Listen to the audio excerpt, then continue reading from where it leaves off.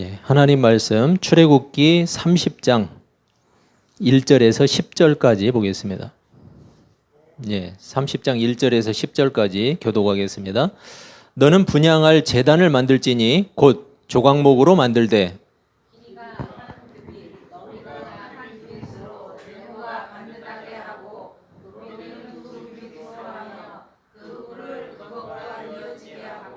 제단 상면과 전후 좌우 면과 뿔을 순금으로 싸고 주위에 금태를 두를지며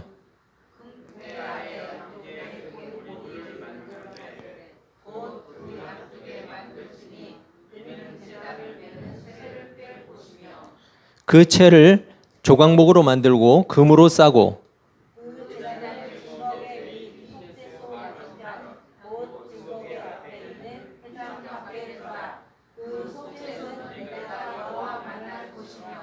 아론이 아침마다 그 위에 향기로운 향을 사르되 등불을 손질할 때에 살을 찌며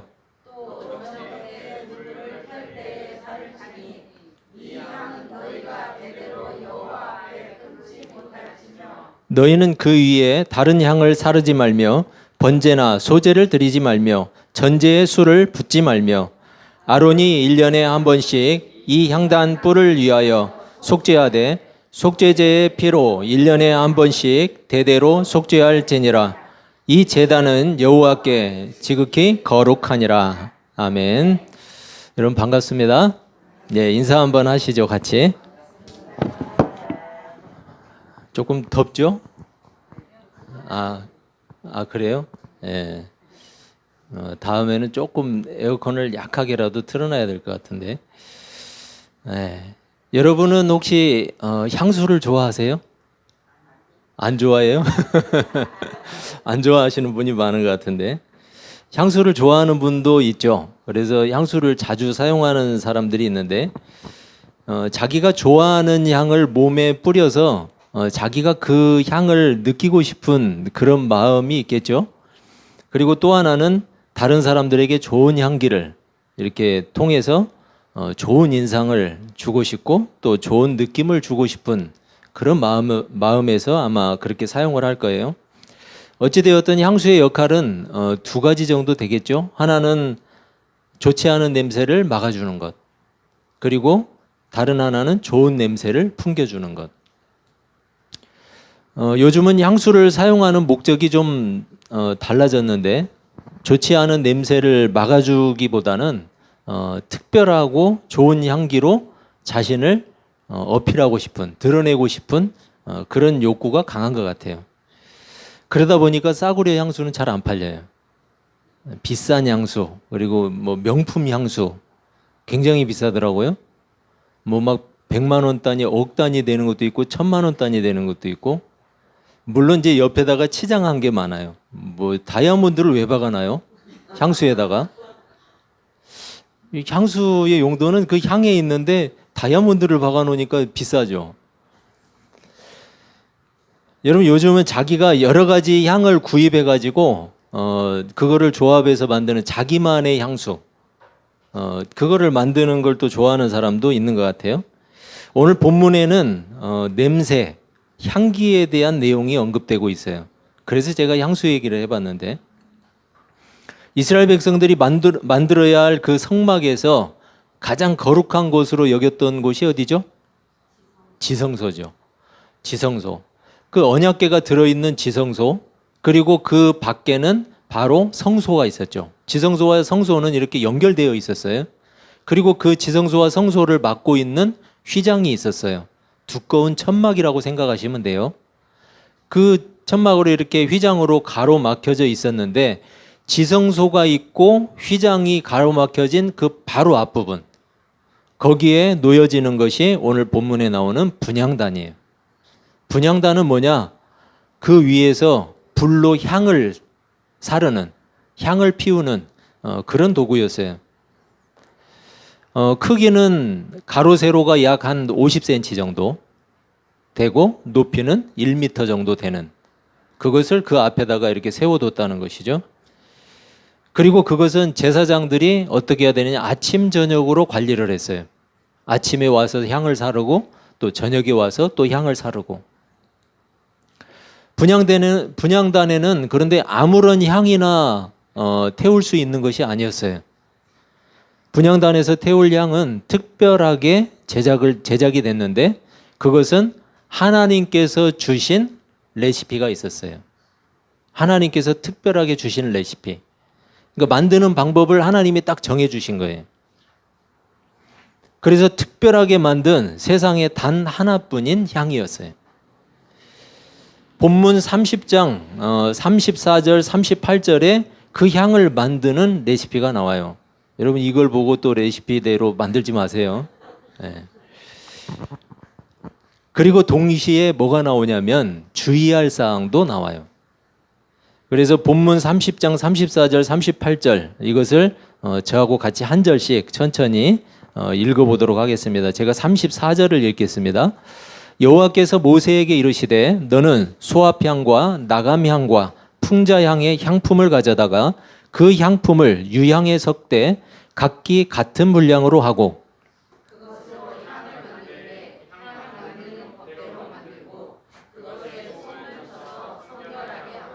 그 향 얼마를 곱게 찌어 내가 너와 만날 회막 안 증거궤 앞에 두라. 이 향은 너희에게 지극히 거룩하니라.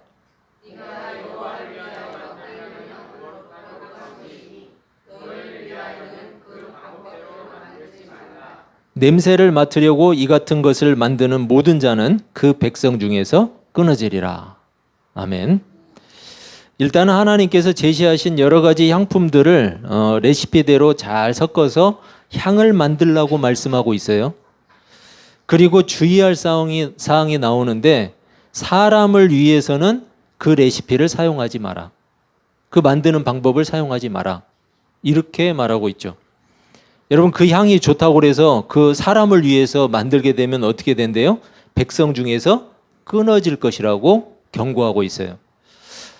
이 표현은 아마도 공동체에서 추방을 당하거나 아니면 죽임을 당하는 죽음을 의미하는 그런 뜻일 거예요. 아무튼 여러분 절대로 하나님이 명령한 그 향을 사람을 위해서는 만들지 말라는 뜻이죠. 따라서 그렇게 제작된 향은 오로지 그 하나님의 성소, 지성소 앞에 있는 그 성소의 분향단에서만 사용됐다는 거예요. 레위기 10장을 보면 아론의 아들이 나오는데 나답과 아비후라는 아들이 나와요. 두 아들. 이들도 여러분 제사장이죠. 그런데 이들이 향을 사르기 위해서 성소에 들어갔어요. 그래서 불을 사용하는데 갑자기 불이 내려와서 이 두 사람을 삼켜버렸어요. 태워버렸다는 얘기예요. 그래서 죽어요. 두 사람이. 왜 그랬을까요?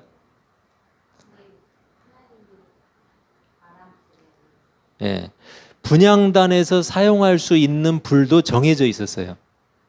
특별하게 정해져 있었어요. 그래서 하나님께서 아무 불이나 사용하지 말라고 했어요.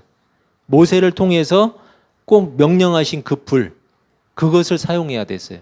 그런데 성경에 보니까 그 명령을 어기고 다른 불을 사용했다. 이렇게 지적하고 있어요. 그래서 이 나답과 아비후가 죽임을 당해요. 무섭죠, 여러분? 마찬가지로 이 분향단에서 사용할 향 역시 하나님이 가르쳐 주신 레시피대로 만들어야 했어요. 그리고 그렇게 만들어진 향은 하나님 앞에서 사용되는 거룩한 것이었어요. 그렇기 때문에 사람을 위해서는 만들 수 없었어요. 한마디로 그 향은 지성소와 성소에서만 맡을 수 있는 유일한 향기였어요. 여러분 특별한 향기가 또 있어요.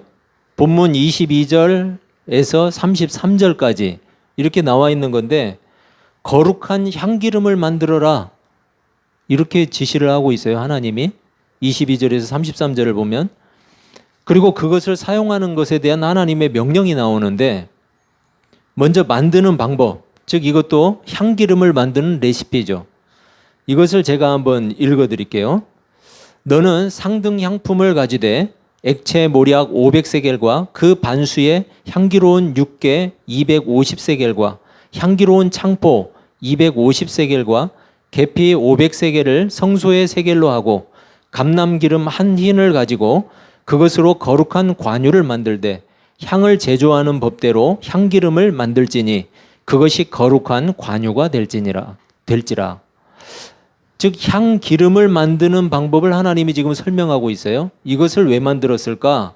향기가 나는 이 거룩한 기름을 만들어서 그 기름을 바르는 내용이 이제 26절에서 30절에 그렇게 제시되고 있는데, 너는 그것을 회막과 증거궤에 바르고 상과 그 모든 기구이며 등잔대와 그 기구이며 분향단과 및 번제단과 그 모든 기구와 물두멍과 그 받침에 발라 그것들을 지극히 거룩한 것으로 구별하라. 이것에 접촉하는 것은 모두 거룩하리라. 너는 아론과 그의 아들들에게 기름을 발라 그들을 거룩하게 하고 그들이 내게 제사장 직분을 행하게 하고, 이렇게 말하고 있어요. 여러분, 한마디로 이야기하면 지금 이 내용은 뭐예요? 향기름, 향기가 나는 기름을 만들어서 그것을 오늘 나오는 거 보니까 회막, 증거궤, 상과 모든 기구, 등잔대, 또 번제단, 물두멍, 분향단, 여러분 성막 안에 있는 모든 기구예요. 모든 사용하는 모든 도구, 시설물들, 심지어는 어디까지 발라요? 제사장들. 제사장들에게도 이 기름을 발라라. 그러면 여러분 그 전체에서 이 향이 나겠죠. 그 모든 것에 이 거룩한 향기름을 바르라고 명령하고 있는데, 그런데 일반인에게는 이 기름을 사용하지 말라고 이야기하고 있어요. 일반인에게는 사용하지 마라. 무슨 말이에요? 성막 안에만 그 향이 있는 거예요. 여러분 아까 우리 그 분향단에서 피어오르는 향이 있었죠? 그 향은 지성소와 성소에만 있는 향이에요. 그리고 지금 향기름도 마찬가지로 성막의 모든 도구들, 기구들과 그리고 제사장, 성막에 있는 모든 시설과 그리고 제사장에게서만 나는 향이에요. 거기에만 사용하라는 거죠. 일반인에게는 사용하지 말라고 이야기하고 만들지도 말라고 이야기하고 있어요. 여러분, 성소와 지성소에는 특별하게 제작된 향이 아침마다 저녁마다 피어올랐어요. 그리고 그 특별한 향으로 인해서 성소와 지성소에 들어가면 그 향으로 인해서 냄새가 가득했을 거예요. 성막의 모든 기구와 제사장들에게도 특별한 향기가 났어요. 밖에는, 세상에는, 일반인들에게는 없는 유일한 향기가 그 안에서 났던 거예요. 하나님은 이 냄새를 거룩하다고 말씀하셨고, 그리고 하나님께서 특별히 구별하고 계세요. 그 향을 사람들에게, 일반 사람들에게는 사용하지 말라고 이야기하기 때문에. 그런데 사실 여러분, 성막에서는 좋은 냄새가 날 수가 없어요. 성막이 뭐 하는 곳이에요? 제사를 드리는 곳이에요. 하나님 앞에. 동물 제사.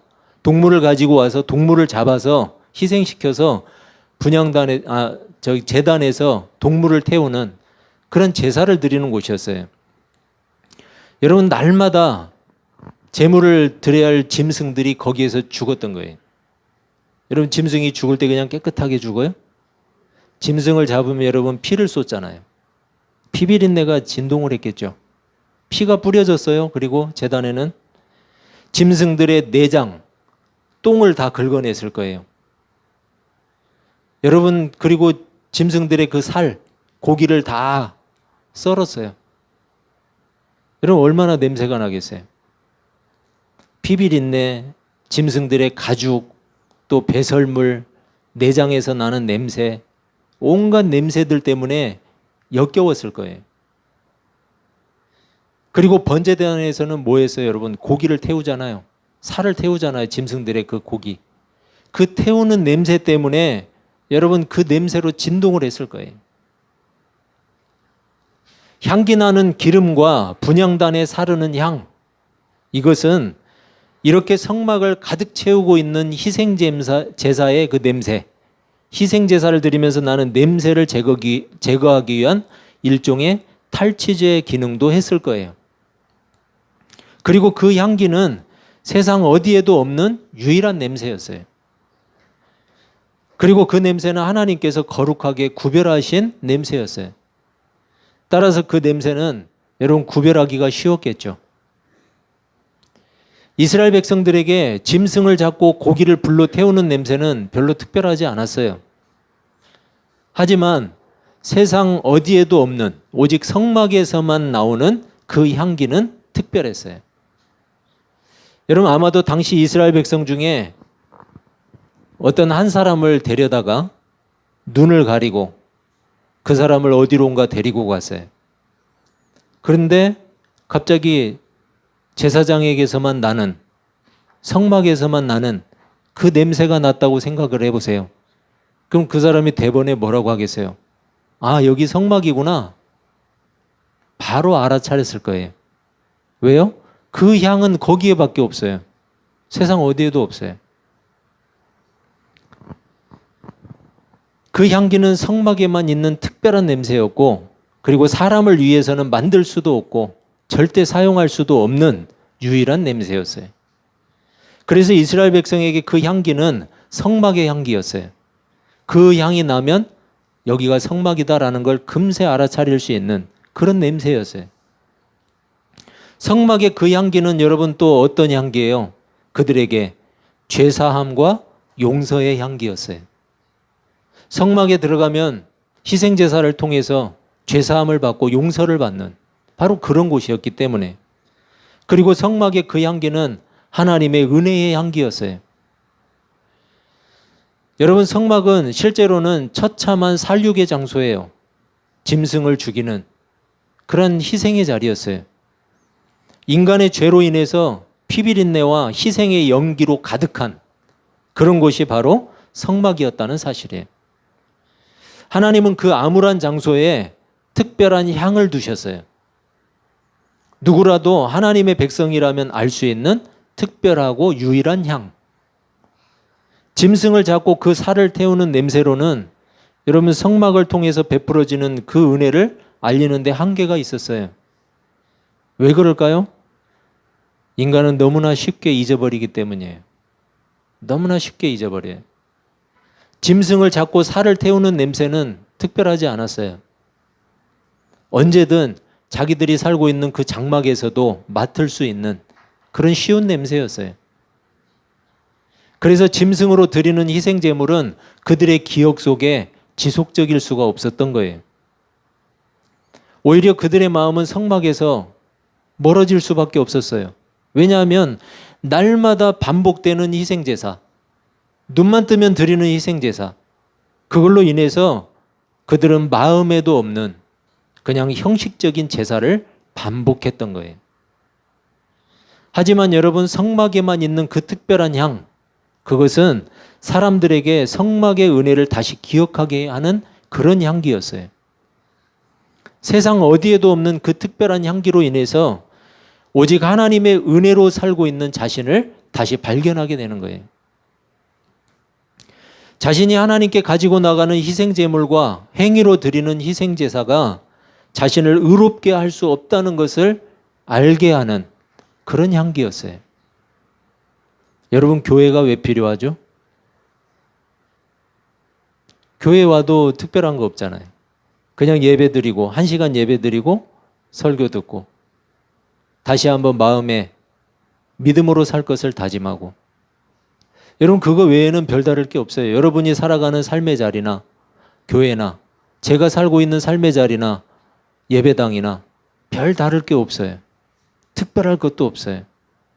그렇지만 여러분, 하나님은 성막 안에 특별한 향을 두셨던 것처럼 우리에게 다시 한번 십자가의 그 은혜를 기억하고 그 은혜를 바라볼 수 있는 시간을 주신 거예요. 여러분, 그게 교회로 모이게 하신 이유예요. 우리 삶의 자리에서도 얼마든지 더 훌륭한 설교 들을 수도 있어요. 인터넷만 열면 저보다 더 훌륭한 설교가들이 하는 설교 얼마든지 들을 수 있어요. 하지만 여러분, 하나님께서 교회를 두시고 그 교회로 모이게 하신 이유가 있어요. 예수 그리스도의 그 십자가 아래 모이게 하신 거예요. 그것을 다시금 기억시키는 거예요.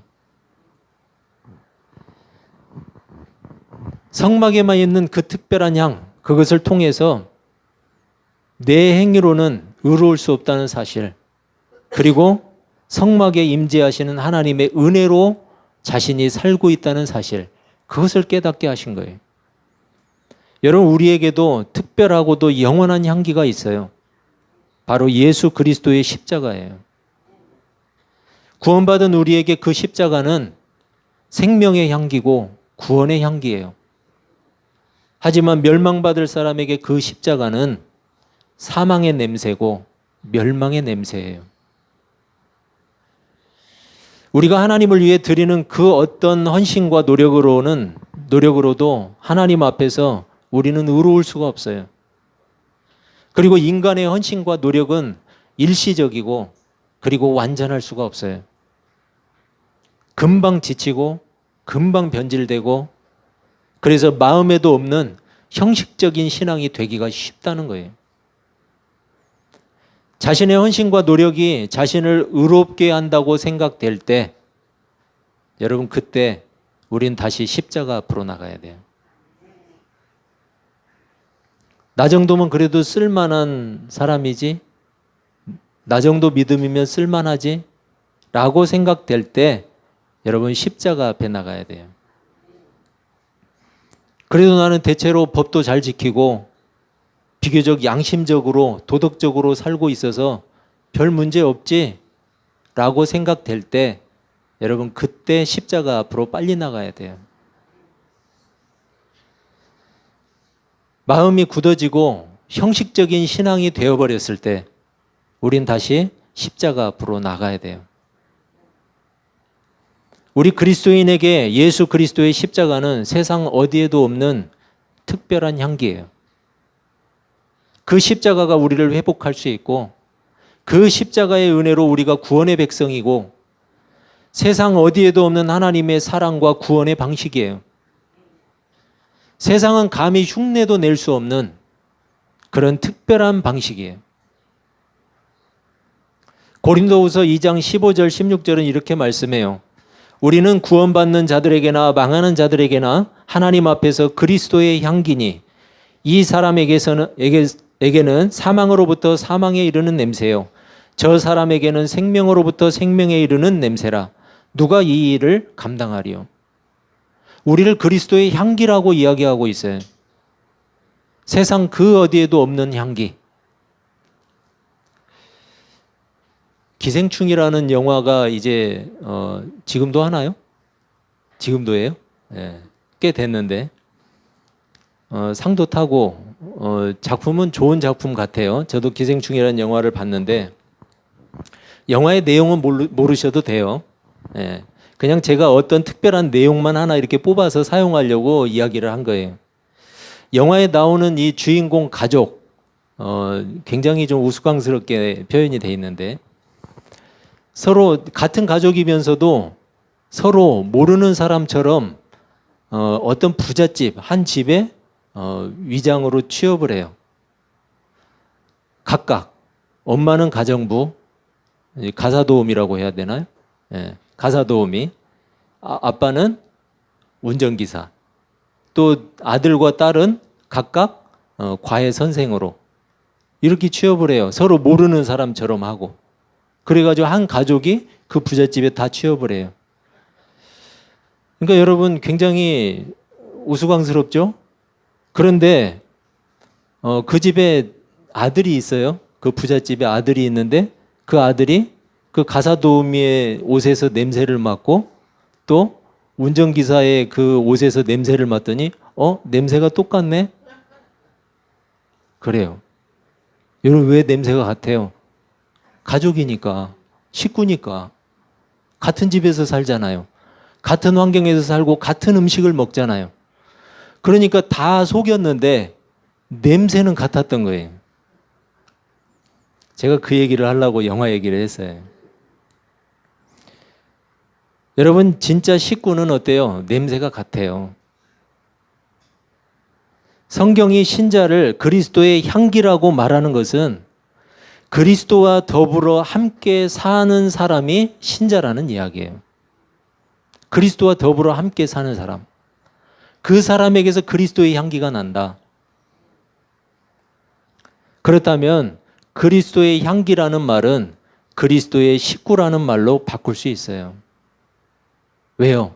그리스도와 같은 냄새를 가진 사람. 그리스도의 냄새를 가지고 세상에서 사는 사람. 저 사람의 옷에서 냄새를 맡아봤더니 그리스도의 향기가 나. 그러니까 그리스도인이 맞네. 그냥 좀 비하하면 예수쟁이 맞네. 예수 그리스도와 함께 먹고 함께 사는 사람. 여러분, 그 사람은 그리스도와 같은 냄새가 날 수밖에 없어요.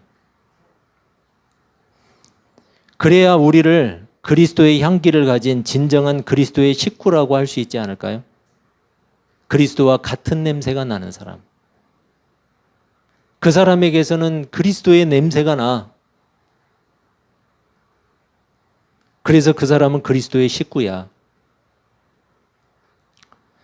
여러분, 우리는 그리스도와 함께 먹고 함께 마시고 함께 살아가는 그리스도인이에요. 그렇다면 우리에게서는 그리스도의 냄새가 나야 돼요. 세상의 냄새가 나면 안 돼요. 그리스도의 냄새가 나는 사람. 여러분, 우리는 그런 사람 되기를 바랍니다. 그리스도와 함께 먹고 함께 마시고 함께 살면서 그리스도와 같은 냄새를 풍기는 그런 그리스도의 진짜 식구로 사시기를 주님의 이름으로 축복합니다. 기도하겠습니다.